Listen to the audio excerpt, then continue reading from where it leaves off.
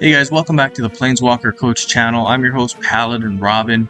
Folks, okay, so I'm going to go over this video with you folks. This video is going to be the top 3 Vanguards from Bloomburrow.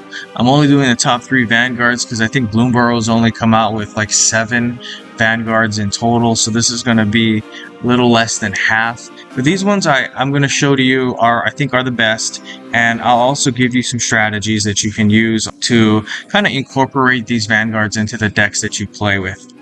So let's begin here. This one is what I think is number 3 on my list. We have Ajani Nakatal Avenger.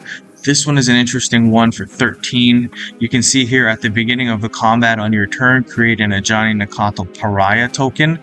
Now this is what the Pariah token looks like. It's a 2/1 cat that says at the beginning of your turn, gain X life. X is the number of creature cards you control, including their reinforcements up to 10. So this is really good for gaining life at the beginning of a turn, which is going to be helpful if you have a card like Tempt with Bunnies. Tempt with Bunnies is one that's going to allow you to get a big buff every time you play the card, but the buff of course is going to be based on how much life you've gained up to that point in the turn. Okay, so this will help you to gain life. What I would suggest is use this card, Tempt with Bunnies, use that with Huatli 1, right? Huatli 1 is a nice one if you have the ability to kind of gain that life and then use that in a way that's going to be beneficial. That first ability will basically give all your creatures a buff, and then you'll gain life. Pretty much the amount of life you'll gain is equal to the strength of the top creature that you have, or the most powerful creature that you have. So that's going to be good. What we're going to try to do probably is use Huatli 1's ability, use this ability. We're going to most likely include a card like Alhamret's Archive that's going to double the life bonus that you get. So anytime you gain life, you'll gain twice as much life. And then we'll probably play the Tempt with Bunnies card. That's going to be really, really good in that sense, because you'll put down the bunny creature, it'll get plus X, plus X. X is the amount of life you've already gained up to that point in the turn. And hopefully, if you've done it right, that's going to be a really, really big plus X, plus X. And then it has the haste, so you're going to be able to just dominate your opponent, do tons of damage with that one. That's a really good one. Let's take a look at this second ability here. Reinforce your first cat creature. That's going to be cool. I'd like to use this with the big cats. You can see a ton of these big cats out there, like Yagra, Eater of All. That's a 6/6. So every time you hit this ability, you'll gain 1 shield, but then you'll reinforce your first cat creature. And if it's, of course, Yagra, that's going to be a nice big buff from the reinforcements. So that's going to be good. I would also use Topiary Panther. That one is a nice one. It's not a 6/6, but it's a 6/5, so you kind of have the same ability there. That one's a little bit easier to collect, so that's going to be one that I think we'll see in the future. Here's the third ability. This one says cat creatures you control get +1/+1 for each of their reinforcements. Then destroy a random opposing card. This can affect Vanguard cards.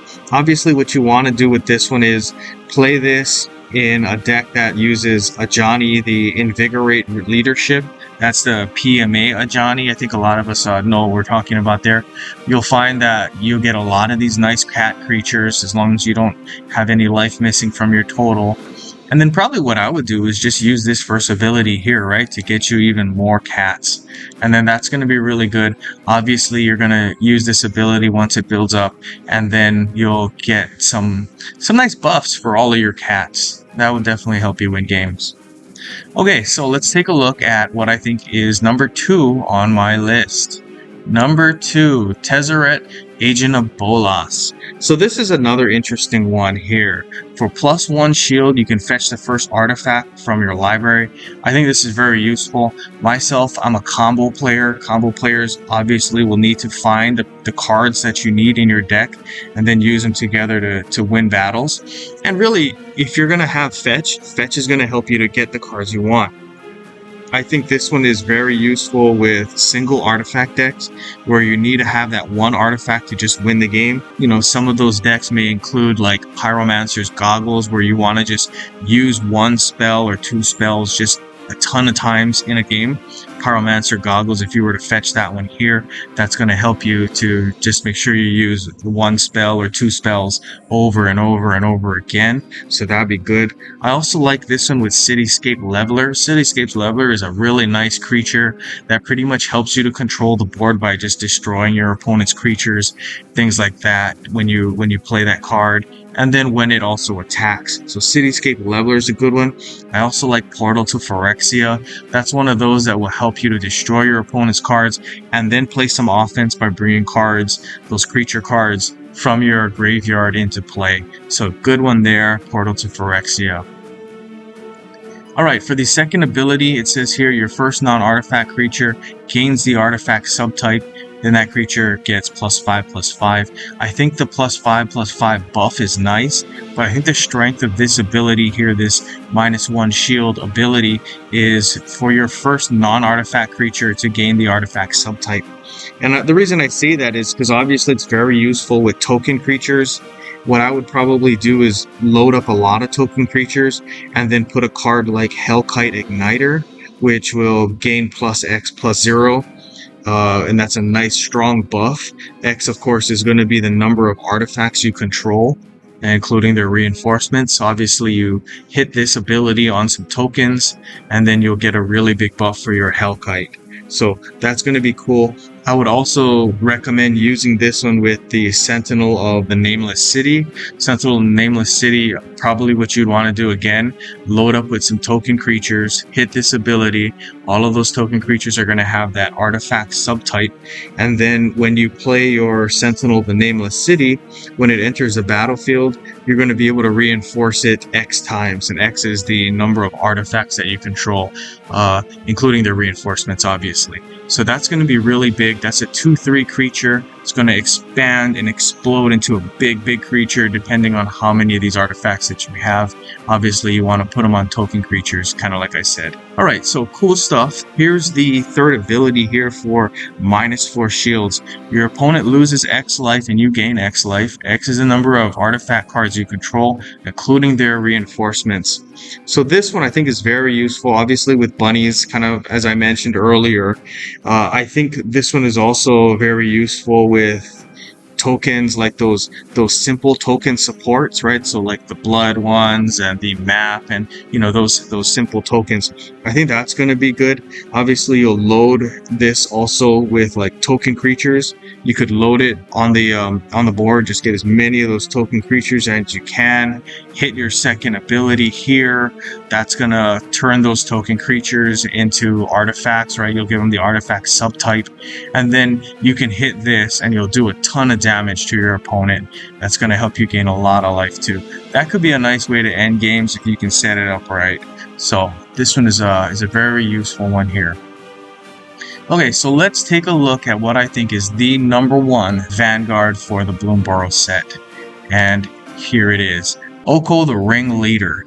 Alright, so let's take a look. We have Oko here getting 2 shields for this first ability. It says create 2 gold tokens and then gain the crime emblem. Now obviously you can see at the top I haven't used this card yet, so I haven't tested out this theory that I'm going to propose to you folks, but it says here that you can gain the crime emblem, and gaining the crime emblem obviously will help you to commit a crime, and when you commit a crime sometimes that will trigger other effects, right?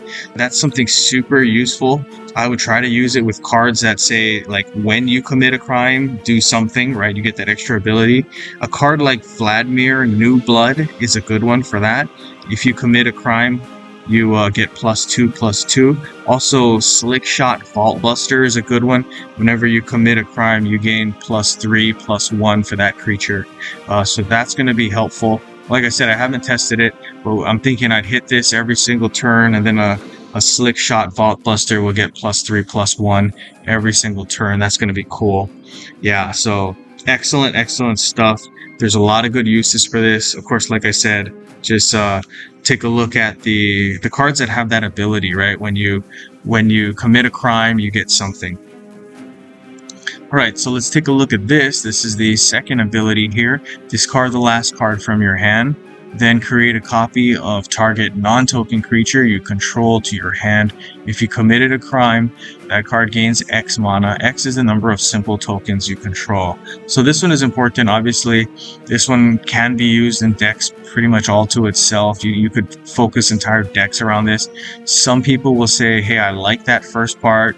When you discard the last card of your hand, maybe that's going to help you in a way. That's very useful here. I'd say it's also good for reinforcing creatures. Obviously, you want to get big creatures and then use this here to target them. That would be really good.